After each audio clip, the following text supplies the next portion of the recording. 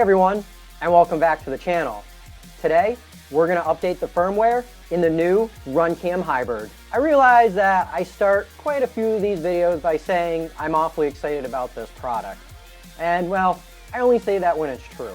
And today's product qualifies in one of those categories, and that's why I'm sharing it with you. When these split cameras first came out, quite some time ago, they offered an interesting and new solution so we didn't have to fly around with a humongous camera strapped to our quad anymore. Unfortunately, they were riddled with problems, and the lag time alone was just simply a deal breaker for me. And that's why I'm excited about this particular camera, is I'm hoping that a lot of these issues are going to be corrected. Before I get this thing installed and we do the whole entire rundown of how the product works and check out the type of video we're going to get, I feel it's important that I need to update the firmware. Like a lot of the devices we use, this is a very common step. And today, I'm going to take you along for the journey. In most cases, I've done all my prep ahead of time just to make it look like I know what I'm doing when I usually don't.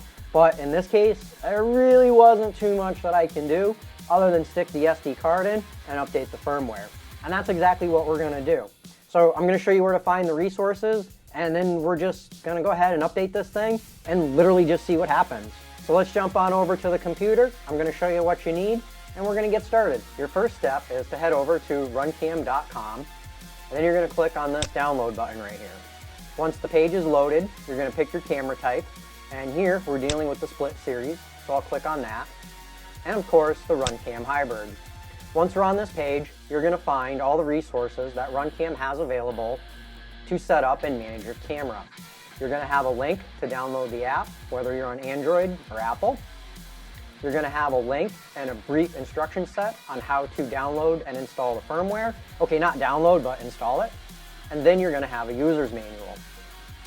I strongly recommend that you download this manual and you read through it thoroughly before you proceed. Part of the reasons why I'm telling you to download this manual is it's going to show you the buttons that we're going to use.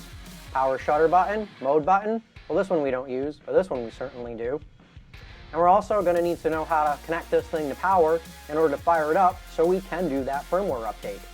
But again, this camera is fairly sophisticated, so I would definitely recommend going through and reading this, especially this area here that refers to all the LED, blinky, and status lights. And this is what we're worried about right here. HD recording firmware update. Green light blinks slowly. 1 second interval. That means we're updating it. Okay, so we've gone through the owner's manual, and now we're ready to update the firmware. So let's jump on back over to the RunCam website. I'm going to click on this download link, and I'm going to save the file. Make sure you pay attention where you're downloading this file to. Most browsers, by default, are going to put it in your download folder. Once the file has been successfully saved to my computer and I locate it, we're going to need to extract it. In Windows, I'm going to do so by right-clicking and just saying Extract All. It's going to open up this wizard, and for the most part, we just need to say Extract and let it do its work.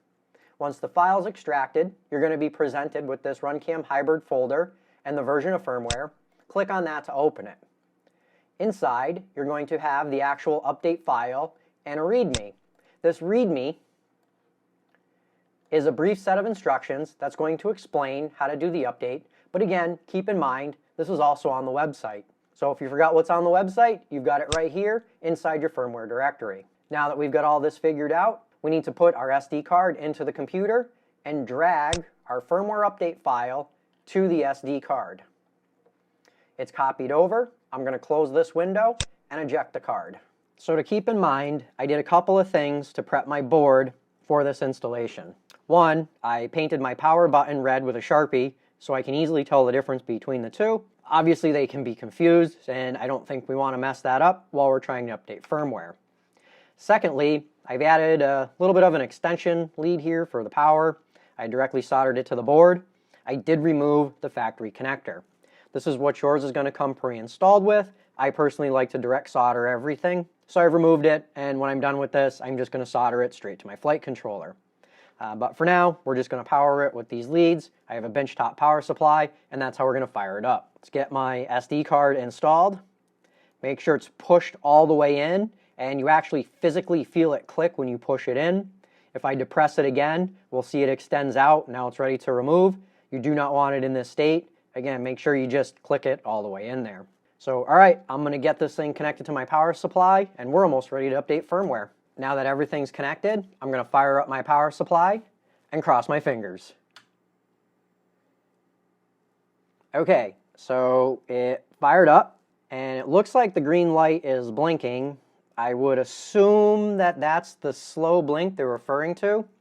I'm gonna let it sit here for a couple of minutes. My green flashing LED has gone out, so I'm assuming that the firmware has updated. Everything seemed to go okay, so that's really the only assumption I can come up with now. I'm gonna shut this off. I'm gonna take the SD card out and see if A, it removed the firmware file, or B, if it left a log file on there so we can actually confirm that the update was successful. So that didn't work that time. And I know this because I installed the SD card back into my computer, and there's actually a version text document in the root of the SD that's put there by the camera, and it still says I'm on version 113 when the software I'm trying to put in there is version 114. I'm going to stick this back in there. I'm going to try it again. Everything's ready. I am now going to turn on my power supply and give the power button a long push.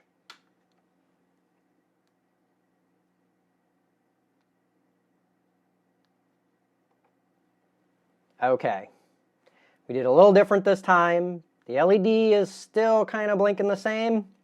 I guess I'll let it sit here for a minute, and again, we'll just see what happens. Well, this time the result was pretty much the same. I'm going to take the SD card out again and check its contents, and I'm going to check that version file. Maybe it updated. All right, we have success. That time it worked 100%, and I know so because I stuck the SD card back into my computer. Again, there's a version file, actually it's version.txt in there. Open that file up and it's going to confirm the current operating version of software on your camera.